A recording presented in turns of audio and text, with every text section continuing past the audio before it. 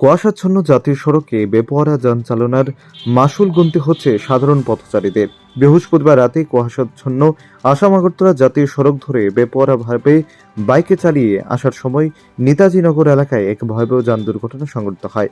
বাইকের ধাক্কায় এক পথচারী গুরুতর আহত হয়। তৎসঙ্গে ওই ব্যক্তিকে ধাক্কা দিয়ে বাইকটিও ভয়াবহ যান দুর্ঘটনার কবলে পড়ে।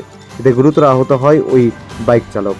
দুর্ঘটনার বিকট শব্দ পেয়ে তৎক্ষণাৎ ঘটনাস্থলে ছুটে আসে নেতাজি নগর এলাকার সাধারণ মানুষ এবং যান ঘটনার খবর পেয়ে তেলিয়ামুড়া অগ্নি নির্বাপক দপ্তরে খবর পাঠানো হয়।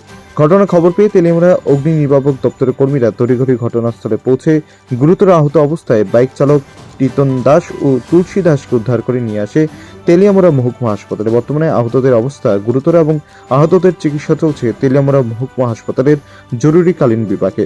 আহতদের অবস্থা অবনতি হলে উন্নত চিকিৎসার জন্য রাজধানী আগরতলার জিবিবি হাসপাতালে রেফার করা হতে পারে বলে খবর।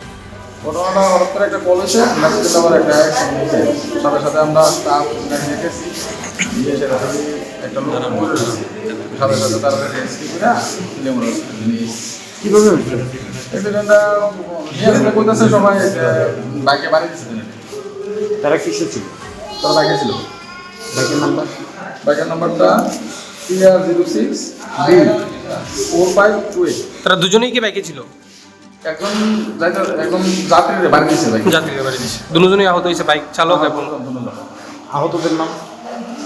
আহতদের নাম হলো তুলসী দাস। একদম তুলসী দাস, বয়স 48, কীর্তন দাস, গুপ্ত 22 কোন জায়গায় হয়েছে? নেতাজি নগর মুখ্যমন্ত্রী আশ্রমের সাথে। তাদের অবস্থা কীরকম? মোটামুটি সিরিয়াস।